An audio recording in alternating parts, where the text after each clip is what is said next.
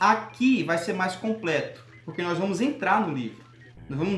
Nós não vamos ficar somente na capa e no índice, nós vamos entrar no livro, tá? Vai ser muito massa, vai ser muito interessante. E vamos começar com talvez o livro que eu acho melhor para a educação cristã. Para aquele que está começando, para aquele que já tem uma certa experiência, mas ainda precisa dar uma organizada na sua aula, na sua lição. Esse é o livro, ó. Anota aí. Socorro! Socorro! Sou professor de escola dominical. Lécio Dornas. O autor é excelente, muito bom de verdade. O autor é fera. E esse livro vai te ajudar muito a tornar a tua escola bíblica mais dinâmica, mais fortalecida, mais edificante e mais criativa. Pode ter certeza disso. É assim que vai funcionar. Radassa, um abraço, Ana Radassa, Anderson Brondi, Jonas Nunes. Um abraço para essa rapaziada que está nos acompanhando aí. Vamos lá para o livro. Título do livro: Socorro, sou professor de escola dominical. Subtítulo: Como tornar a escola bíblica mais dinâmica, edificante e criativa. Esse livro, o autor vai trazer muitas ferramentas para você que é professor, para você que é professora. Ele vai te ajudar a montar a sua aula no tempo certo. Ele vai te ajudar no preparo espiritual do professor. Ele vai te ajudar no preparo bíblico do professor. Vai ser uma leitura sensacional. Além do autor ter vários livros, inclusive nessa mesma coleção aqui, ele tem outros livros interessantes. Vamos lá. Passando pelo índice agora. E aí eu vou sugerir alguns artigos dentro do livro que vale a pena demais. Eu já li esse livro aqui, no mínimo, umas 10 vezes. O livro que eu jamais li na minha vida foi Mais que um Carpinteiro, de Josh McDowell. Esse livro eu já li mais de 20 vezes. E todo ano eu releio esse livro. Esse aqui foi o segundo livro que eu mais li na minha vida. Foi o segundo que eu mais li em toda a minha vida. É uma leitura muito fácil, dinâmica e prática. Você consegue de fato praticar. Ele já começa falando o seguinte: acreditar é preciso. E eu destaco aqui um ponto aqui no livro que eu acho legal. Ele vai falar o seguinte: algumas vezes a frustração deve-se a... Deixa eu colocar o óculos, né? Não vai atrapalhar não, vai não. Algumas vezes a frustração deve-se à exiguidade dos resultados quantitativos da participação e assiduidade. Outras vezes, o que é pior, é gerada pela fragilidade dos resultados qualitativos imediatos ou de longo prazo, que deveriam traduzir-se em termos de vida cidadã ou cristã autêntica e influências cristã positiva no mundo. O que ele está dizendo é o seguinte: muitas vezes a escola bíblica ela é tida como bem-sucedida ou não através dos números, através da quantidade de alunos, através da quantidade de professores, de salas e tudo mais. Ele está falando o seguinte: isso é importante, números é importante. Quanto mais salas eu tiver, consequentemente a igreja estará mais envolvida. Quanto mais pessoas preparadas tiverem, mais a escola bíblica é saudável. E ele vai falar ainda mais. Vai dizer o seguinte: um dos grandes problemas é a qualidade. A qualidade. E essa qualidade vai se traduzir na vida prática dos seus alunos. Não adianta eu olhar para a quantidade e simplesmente eu preciso buscar números. Porém, números com qualidade. Alunos dispostos a vivenciar aquilo que é ensinado dentro da sala de aula. E ele traz outras informações interessantes que eu acho muito bacana. Esse texto aqui, ele é extremamente criativo e extremamente e extremamente informativo. Vale muito a pena. Esse é um desafio para todos nós, professores e professora de escola bíblica. Vamos para o sumário aqui. Vamos para o sumário. Se liga na maneira como o autor desenvolveu esse sumário. É prático. Totalmente prático. É uma maneira muito massa como ele instiga o professor a compreender o conteúdo. Eu aprendo muito com o Lécio Dormas, não tenho nem dúvida de que é um dos melhores escritores voltado para a educação cristã. Vamos lá, o sumário. Primeiro capítulo ele fala o seguinte, ao tema, ao título. Bateu o sinal, acabou a aula. Como planejar com eficácia a sua aula? Ele vai trazer aqui uma ideia de como você deve planejar a sua aula. Ele vai trazer aqui uma ideia de como você desenvolver o tempo ideal para cada fase da aula, para cada etapa da aula, para a abertura, para a introdução, como você vai expor o conteúdo, se vai ter ilustração, se vai ter dinâmica, como você vai fazer a exposição, enfim, tudo isso é muito interessante. Lá no final, a explicação, ele vai falar sobre a estratégia didática, como você escolher, qual recurso você vai utilizar, muito interessante, como planejar com eficácia a sua aula. O capítulo 2, ele fala assim, que assunto difícil, como preparar-se adequadamente para ensinar as escrituras. É legal, porque ele te desafia, né? Ele traz um tema chocante, por assim dizer, que assunto difícil. É como se ele fosse eu diante da sala de aula, ou diante de algum material, de uma lição. Ele vai dizer, esse assunto é complicado, como é que eu vou me organizar? Aí ele vai te ensinar a como se preparar de forma adequada para ensinar a Bíblia.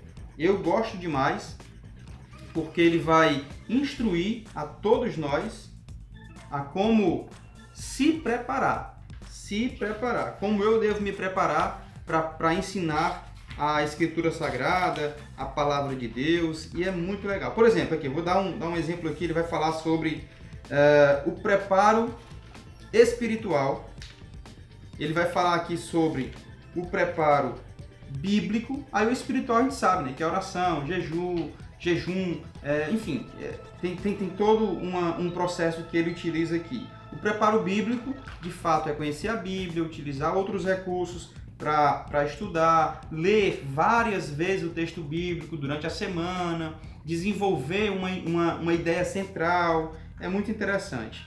E aí, além da Bíblia, né, outros conteúdos como dicionário, como gramática, como dicionário em inglês, grego, hebraico, enciclopédias, comentários, certo? Bíblias de estudo.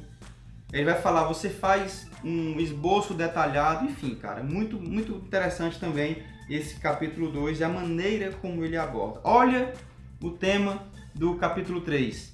Que gente desinteressada!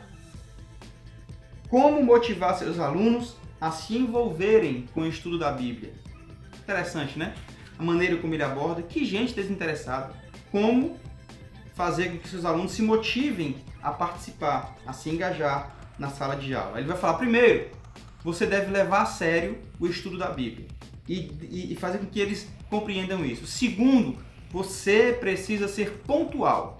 Muitas vezes nós achamos que ser pontual é apenas um detalhe. Não é. É fundamental.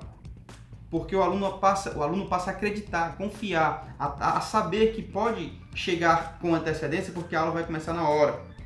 Vai dizer que você tem que dar aulas criativas, aulas envolventes, aulas dinâmicas, tem que planejar, não pode se descuidar da aula. Isso aqui eu bato da aplicação. Isso aqui eu bato muito. De nada vai adiantar você organizar suas aulas bem bonitinho se você não aplica. Tem que aplicar. Então assim, de nada adianta eu ter vários conteúdos bíblicos interessantes, que nada adianta eu passar uma semana jejuando, não adianta eu passar uma semana lendo o texto bíblico, se eu não consigo aplicar na vida dos alunos. Tem que ser aplicada. Toda lição precisa ser aplicada. Como é? Inclusive, surgiu até uma pergunta também, como fazer nos nossos dias na EBD? a aula se tornar mais prática no dia a dia. Também surgiu essa curiosidade. Pois é, surgiu também esse ponto. Por quê? Porque eu vou só repassar informações? Não, eu tenho que aplicar, de alguma forma eu preciso aplicar. Aí ele vai trabalhar, né? Seja um crente integrado à sua igreja, viva o que você prega e por aí vai. O quarto capítulo, ele vai falar o seguinte: Bíblia, que livro complicado. Interessante, cara. Ele é muito criativo. 2000 anos, o que, né? o que tem, como vou conseguir entender, como vou conseguir chegar, compreender. Exato. Bíblia, que livro complicado. Como interpretar e estudar a Bíblia, descobrindo as suas maravilhas. Repito, tá? Esse livro é desafiador. Socorro! Sou professor de escola bíblica. Lécio Dornas. Aí ele vai trabalhar na questão da interpretação da Bíblia. E aí, claro, vai passar por exegese, vai passar por hermenêutica, alguns termos que são chaves na palavra. Aí ele vai falar sobre revelação da Bíblia, interpretação da Bíblia, iluminação da Bíblia. Isso é importante você compreender na hora de interpretar a sua Bíblia. Vai falar princípios de interpretação da Bíblia. Aí ele vai falar todo o princípio, o do contexto, ele vai falar o do gramatical, ele vai falar o princípio histórico, porque muitas vezes nós vamos para a Bíblia e deixamos de lado tudo isso. O contexto geográfico, histórico, gramatical, todo esse tipo de contexto que é fundamental na hora de interpretar. O contexto teológico, por exemplo, o princípio prático, repito, tem que ser prático. Ele vai trabalhar ainda nesse capítulo, Bíblia, que livro complicado, como interpretar e estudar a Bíblia. Ele vai falar alguns métodos para você estudar, que é o estudo de um versículo da Bíblia. E aí ele vai te dar um suporte muito interessante aqui. Ele vai falar, tem um ponto lá, na página 67, ele vai falar assim, ó: para se estudar um versículo da Bíblia, deve seguir os seguintes passos. Quais são os seguintes passos? Está no livro. Ele dá alguns passos para você estudar a Bíblia, tá? Aí depois estude o capítulo da Bíblia, depois estude o livro e por aí vai. Muito interessante. Deixa eu só falar aqui esse ponto que eu achei interessante. Para se estudar um versículo da Bíblia, você deve seguir alguns passos. Passo número 1. Identifique e examine o contexto. Passo número 1. Identifique e examine o contexto. Eu preciso saber o que está acontecendo naquela situação, naquele contexto. Descubra toda a porção bíblica a que pertence o versículo. Situe geográfica, social e culturalmente. Esteja bem seguro quanto ao momento histórico que o versículo é dito. Gente, eu preciso entender o contexto daquele versículo. Geograficamente, historicamente, culturalmente, eu preciso estar por dentro de tudo que estava acontecendo. O primeiro passo é identifique, examine o seu contexto. Segundo passo, investigue o texto. Segundo passo é investigue o texto. Isso significa fazer perguntas ao texto, anotar observações, dúvidas, aplicações. Quando eu investigo, eu faço perguntas ao texto. Eu começo a pegar novas fontes para compreender aquilo. Eu anoto algumas dúvidas, vou buscar informações fora da Bíblia. Terceiro passo, reescreva o versículo com suas próprias palavras. Isso aqui é um exercício excelente para você que é professor. Terceiro passo, para estudar um versículo da Bíblia, reescreva o versículo com as suas próprias palavras. Não se preocupe que você não vai cair naquele erro que alguns pregam que está lá em Apocalipse, né? Aquele que acrescentar um tio, aquele que tirar, que aumentar um tio, um J desse livro, não terá perdão, será lançado no fogo. Não se preocupa, você vai estar parafraseando o versículo e você vai compreender, você vai estar escrevendo conforme o seu entendimento. Então, o terceiro passo é reescreva o versículo de acordo com as suas próprias palavras. É como se você estivesse falando com seus alunos aquele versículo. E não lendo, mas falando aquele versículo. E o quarto passo, são 5. O quarto passo é examine as referências. O quarto passo é examine as referências. Como? Utilizando Bíblias de várias versões. Existem aí inúmeras versões, 50 versões das Bíblias. Então pegue aí 3, 4 diferentes e vá analisando o texto, vá analisando as palavras, vá analisando os sinônimos, para que você possa assimilar ainda mais e melhor. Isso possibilita a você ver outras ideias e situações. Quando eu pego várias versões, eu consigo visualizar de forma diferente. Eu vejo realmente outras realidades dentro daquele contexto. Porque enquanto um vai falar de caridade, e aí eu posso entender que caridade é serviço social, outro vai falar de amor. E eu posso entender que amor é amar de fato, verdadeiramente, enfim, por aí vai. São várias versões, você escolhe uma, compara uma com a outra, se possível, buscando no original para compreender o que o texto está dizendo. E o quinto passo para finalizar é selecione algumas aplicações. Cara, eu preciso aplicar, repito, já falei aqui várias vezes, eu preciso aplicar. Eu vou estudar um versículo, eu faço tudo isso, todos os passos, mas não aplico para a minha vida, não dá. Eu tenho que perguntar o que eu vou fazer com isso agora. Onde eu posso exercitar essa verdade que esse versículo me trouxe? Como eu estou agindo em relação a isso? E por aí vai, tá? Capítulo 5, ele fala: minha igreja não valoriza a escola bíblica. Como ajudar a sua igreja a crescer através da escola bíblica? Essa frase te parece familiar? A minha igreja não valoriza a escola bíblica. Só que o autor vai te desafiar.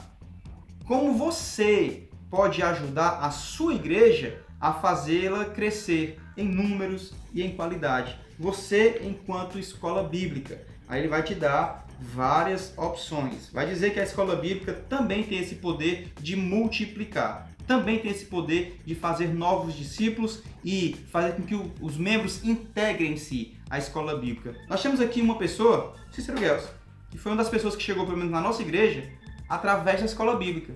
Se envolveu demais na escola bíblica. Hoje é um crente, nascido de novo, há mais de 10 anos, transformado pelo Espírito Santo, engajado na educação cristã, teólogo, enfim, estuda pra caramba, entende muito da Bíblia e da prática bíblica. Por quê? Porque chegou através da escola bíblica. Então a escola bíblica também tem esse poder. É fundamental. É fundamental. Não adianta ficar só me lamentando que o pastor não valoriza, a igreja não valoriza, não sei quem não valoriza. Ei, você que tem que se levantar e fazer a diferença. Vai lá, faz com que a tua sala de aula faça a diferença. É importante ter o apoio do pastor, eu sei disso. É muito importante ter o apoio do pastor. Mas, e se não tiver? Eu vou desistir? Eu tenho um exemplo muito claro. Em 2008 para 2009, eu acho, a gente fazia parte de uma escola bíblica e eu era um dos professores, superintendentes.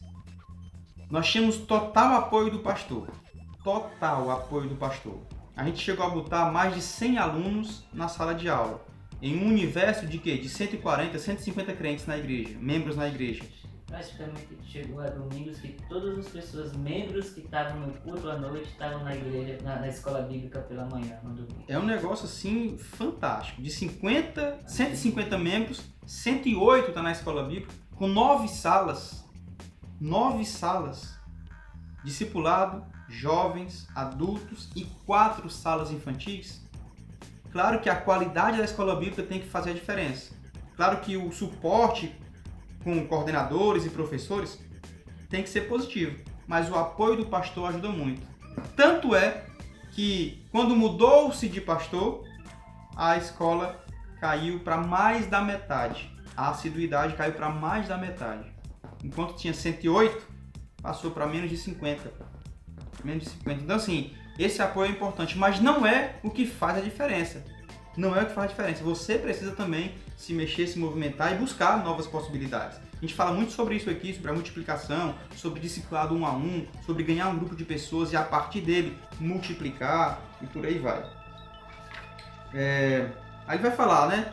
Uma das dicas que ele vai dar, se liga aí como você vai fazer a sua escola crescer e ajudar a igreja a crescer. Primeiro, busque o pastor. Cara, tenta envolver o pastor de todas as maneiras. Tenta envolver. Segundo, conscientize os pais. Se os pais forem, os filhos vão. Na nossa escola bíblica, geralmente os filhos é que levam os pais. Levavam os pais. Eles que faziam de tudo, mobilizavam para levar os pais. Os pais nem queriam ir, estavam cansados. Mas os filhos vamos, acabam indo. Certo? Busque a juventude. Rapaz, a força da igreja é a juventude. Busque. Integre os jovens na escola bíblica. Torne a sua igreja, a sua escola bíblica, juvenil. Para que, através deles, tantas outras pessoas sejam alcançadas. Motive os professores, e aí com reuniões, com confraternizações, com treinamentos, com espaço de diálogo, porque reunião não é só onde o superintendente fala, o coordenador fala, o pastor fala. Não, os professores têm uma enorme parcela nisso. Muito legal, viu? E aí promova a escola bíblica, divulgue, faça eventos fora da igreja, faça gincanas, coisa e tal. Muito importante. 5 já foi. 6. Que mais posso fazer com minha classe? Como explorar as potencialidades de uma classe da escola dominical. Esse capítulo aqui é sensacional. Eu gosto muito porque eu gosto de modificar a sala, modificar a estrutura e utilizar várias ferramentas criativas. E ele vai utilizar muito isso. Ele vai dizer que é possível você fazer algo diferente, algo novo na sua sala de aula.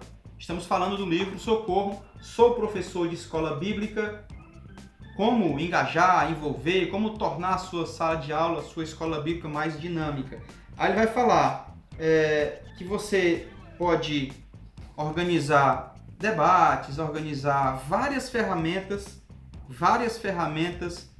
estratégicas, evangelísticas, criativas, para fazer com que os alunos se engajem, para fazer com que explorar ao máximo as potencialidades da escola bíblica. Por quê?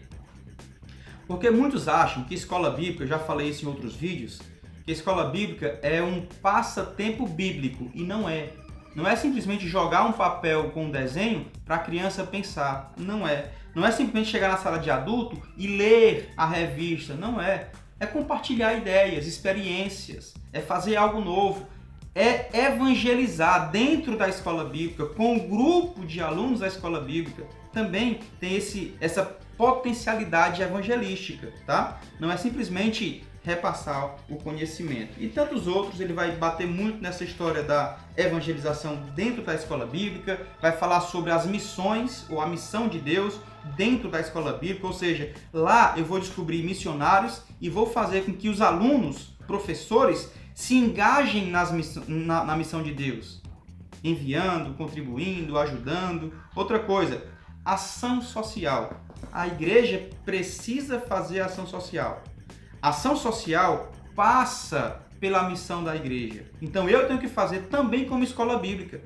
Escola bíblica é um organismo vivo que precisa se envolver, se mobilizar e fazer ação social. Ele fala muito sobre isso, no caso a assistência social, as potencialidades da escola bíblica vão muito além do que simplesmente professor e aluno repassando conteúdo, tá? É o crescimento da comunhão, um grupo de pessoas interagindo, tornando-se cada vez mais íntimos, em oração inclusive, mobilizar a turma para o serviço no reino, enfim, tudo isso ele vai abordar no capítulo 6. O capítulo 7, ele vai falar, isso aqui é massa também, porque muitos de nós achamos que começou a aula, eu vou falar. Acabou a aula, eu vou parar de falar. Não. Ele fala o seguinte, acabou a aula. E agora? As oportunidades de um professor fora da sala de aula. Esse capítulo eu já levei para treinamentos, porque fala muito para a maioria dos professores, que entendem que a sua missão é simplesmente dentro da sala de aula. Não é.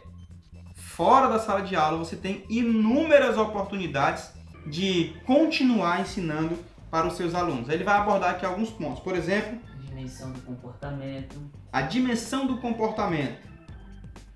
Eu não sei se você sabe, mas você, professor e professora, está sendo observado constantemente. Tá no supermercado? O teu aluno vai saber o que você vai comprar. Vai pagar, tá na farmácia? O seu aluno quer saber como você vai pagar. Tá no restaurante? O seu aluno quer saber como você vai tratar o garçom. Entendeu? Você está sendo observado constantemente. Cuidado com o seu comportamento. O professor e o seu caráter. Ele vai saber se o professor está indo para os cultos. Ele disse que o aluno tem que ser assíduo na escola bíblica, mas ele não vai para os cultos. Ele não é assíduo nos cultos. O professor e o caráter, o professor e os seus relacionamentos. Aí vai falar também, claro, sobre o conhecimento, a dimensão do conhecimento, se o professor vive o que ele está pregando, se ele tem noção disso, da fraternidade. São várias dimensões aqui estabelecidas no capítulo 7. Acabou a aula, e agora? Você tem várias outras oportunidades para continuar ensinando ao seu aluno. O 8. Quem são os meus alunos? Como conhecer melhor os seus alunos em sala de aula? Ele vai te dar algumas estratégias. Paulo Freire fala. Ele cita até Paulo Freire, né? 2 frases de Paulo Freire aí. Quais são? Paulo Freire aqui. Cunhou a expressão educação bancária, aquela cuja prática vê o professor executando sua função em basicamente 2 momentos. O primeiro, na biblioteca, em contato com os livros, preparando-se para o ensino. O segundo, em sala de aula, depositando no aluno aquilo que assimilou como resultado do primeiro momento. Pode Paulo Freire. Beleza. Ele até cita Paulo Freire nessa... Nessa tradição. Vou adquirir conteúdo e vou só depositar nos meus alunos. Né? Essa perspectiva que eles vão ter um bancário, sei lá, um bancário aí, né? O que é o professor sentado na biblioteca estudando, depois ele leva para a sala de aula e repassa o que ele aprendeu. Ele cita depois de novo Paulo Freire novamente. Vai falar aí, né? Pode ser, vai. Para Paulo Freire, né? Portanto, o diálogo e a tarefa educacional será protagonizada por não mais educador do educando, não mais educando do educador, mas educador educando com educando e educador. Diálogo relacional. É um diálogo, né, cara? Não falando, não é um monólogo, é um diálogo. São no mínimo 2 falando, é uma troca de experiência, né? É em sala de aula todo mundo compartilhando as suas experiências também, suas ideias, inovações e tal. É isso. Aí ele vai falar como você vai conhecer os seus alunos. Primeiro, chamando pelo nome. Pode ser. Não, por isso que ele cita para por conta desse exatamente, claro. Como é que eu vou conhecer se eu não sei, não tenho um relacionamento tão discipulado também, né? Tem vários vícios. Pois é, eu só chego em sala e fico falando, não quero nem saber quem são os caras. Eu tenho que saber pelo nome, eu tenho que conhecer pelo nome. Eu tenho que visitar os meus alunos, fazer uma ligação, mandar uma mensagem, um texto. Eu tenho que interceder pelas vidas dos meus alunos. Tem um modo no treinamento da gente que a gente fala muito sobre isso, a questão da intercessão. Então eu preciso conhecer meu aluno pelo nome, eu tenho que visitá-lo, inclusive a visita ou as visitas ou as mensagens, as ligações facilitam eu gravar o nome dele, interceder por eles, inclusive quando eu intercedo eu gravo o nome dele. Tudo isso está relacionado, né? De seus famílias para orientação, né? Aproximar das famílias para orientar e para conhecer. De repente, o meu aluno, ele tem algum alergia a algum alimento. E eu não sei. Aí eu preparo um banquete para a minha sala de aula e aí eu acabo, dando leite para ele se ele não pode tomar leite.